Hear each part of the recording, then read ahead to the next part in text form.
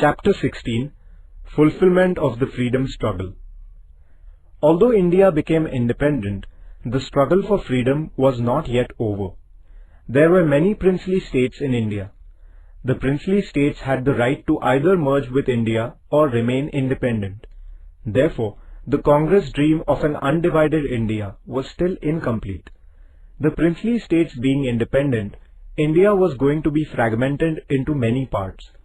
The Portuguese and the French powers had not relinquished their hold over some territories in India. But India resolved all of these issues firmly.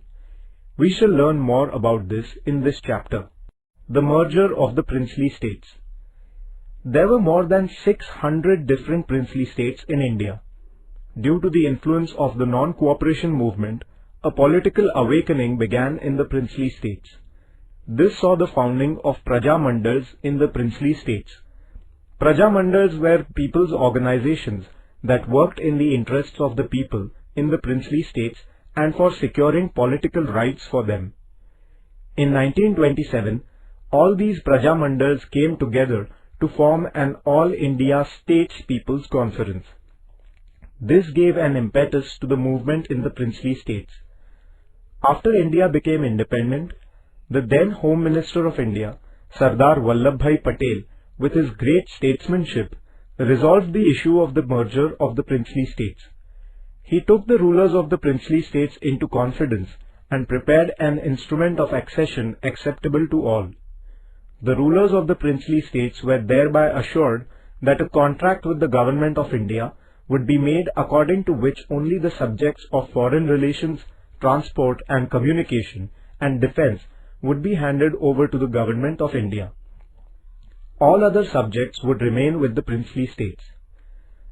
Sardar Patel convinced the princes how it was in their interest to merge with India. The princes responded well to this appeal. All the princely states except Junagad, Hyderabad and Kashmir merged with India.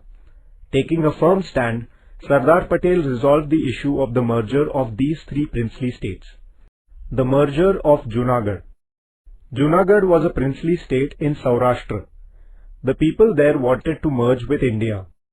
The Nawab of Junagad, however, was thinking of getting merged with Pakistan.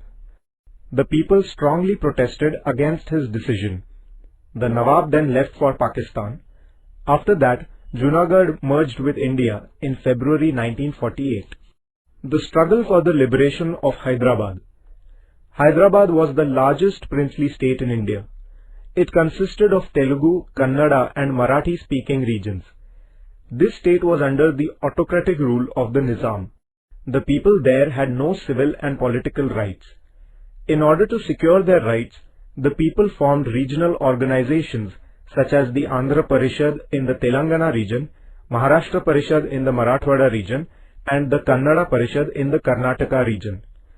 Swami Ramanand Tirth formed the Hyderabad State Congress in 1938. Narayan Reddy and Siraj ul Hassan Tirmizi were associated with him. The Nizam banned this organization.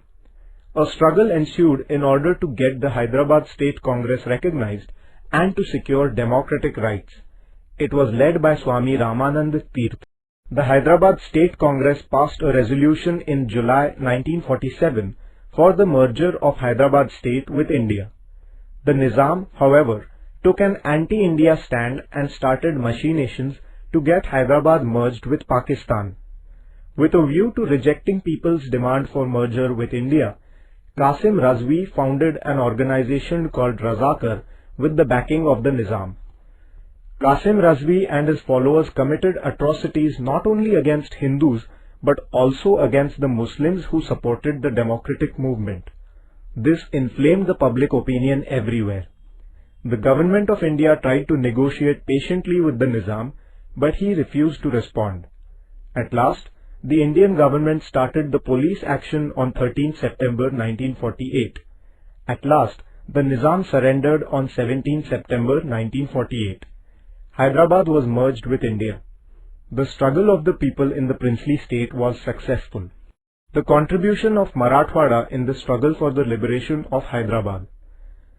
Swami Ramanand Tirth, Govind Bhai Shroff, Baba Saheb Paranjpe, Digambar Rao Bindu, A.K. Wagmare, Narayan Rao Chavan, Anant Bhalerav, S.K. Vaishampayan, Purushottam Chapalgaonkar, Ramling Swami, Devi Sinha Chauhan, Shamrao Bodhankar, Mukundrao Pedgaonkar, Srinivasrao Borikar, Raghavendra Diwan, Fulchand Gandhi, Manikchand Pahade and others made a valuable contribution to this struggle.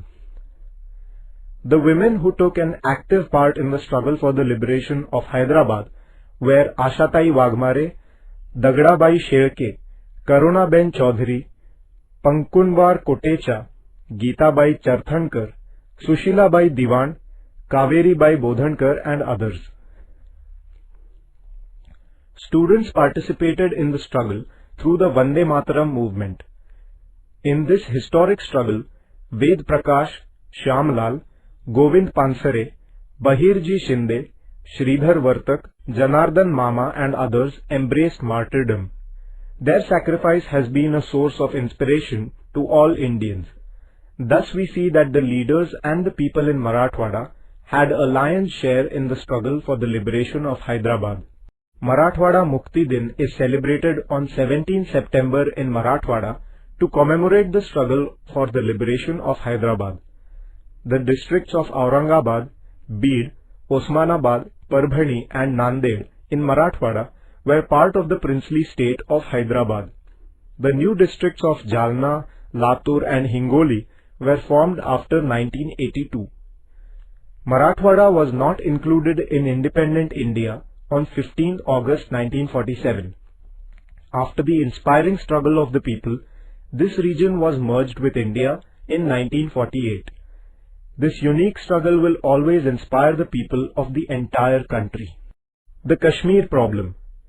Hari Singh, the ruler of the state of Kashmir, had decided to remain independent. Pakistan had intended to secure the merger of Kashmir with Pakistan. For this purpose, Pakistan began to put pressure on Hari Singh. At the instigation of Pakistan, armed intruders attacked Kashmir in October 1947. Hari Singh then signed the instrument of accession with India. After Kashmir had thus merged with India, the Indian army was sent for the defense of Kashmir.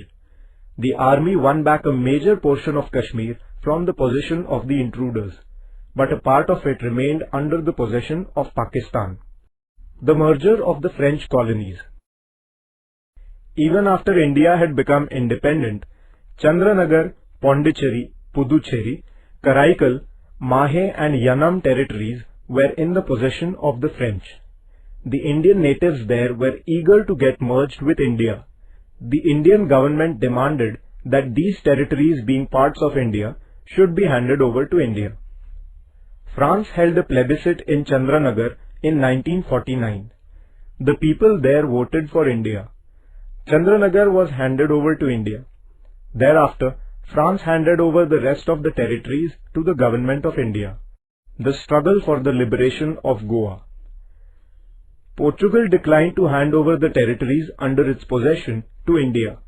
Indians had to struggle for securing these territories. Dr. T.B. Kunha was in the forefront of this struggle. He worked to bring about an awakening of the people against the Portuguese government. He founded the Goa Congress Committee to struggle against the Portuguese. Later, he founded the organization, the Goa Youth League in Mumbai in 1945. In 1946, he entered Goa and violated the ban on public speech. For this, he was sentenced to 8 years of imprisonment. It was in the year 1946 that Dr. Ram Manohar Lohia started a satyagraha for the liberation of Goa. Violating the ban, he delivered a public speech at Madgaon in Goa, for which the Portuguese government deported him. At about the same time, the Azad Gomantak Dal was raised to liberate the Portuguese colonies of Dadra and Nagar Haveli in Gujarat. On 2nd August 1954, youths of the Azad Gomantak Dal mounted an armed assault and liberated the territories of Dadra and Nagar Haveli from Portuguese rule. Among those who participated in the attack were Vishwanath Lavande, Rajabhau Wakankar, Sudhir Phadke, Nana Saheb Kajrekar and others. In 1954, the Goa Mukti Samiti was formed. The Samiti sent many batches of Satyagrahis from Maharashtra into Goa. N.G. Gore, Sudhir Phadke, Senapati Bapat, Peter Alvarez, Mahadev Shastri Joshi and his wife Sudhatai participated in this satyagraha. Mohan Ranade was a leader of great daring in this struggle. The Portuguese rulers subjected the Satyagrahis to unlimited tyranny and atrocities. Some of them became martyrs to the Portuguese tyranny. This infuriated the public opinion in India. The liberation struggle in Goa intensified further. The Indian government was patiently holding negotiations with the Portuguese government, but they did not respond. At last, the Indian government unwillingly took the decision of using military force. In December 1961, the Indian army entered into Goa. Very soon, the Portuguese army surrendered. On 19 December 1961, Goa was liberated from Portuguese dominion. Imperialism was completely rooted out from Indian soil. India's freedom struggle was truly fulfilled. After independence, facing many difficult problems such as poverty, unemployment, illiteracy and inequality, India marched towards development. In all walks of life, progress received a momentum. India became a great democratic nation in the world. Today, in the 21st century, India is marching towards becoming one of the superpowers in the world.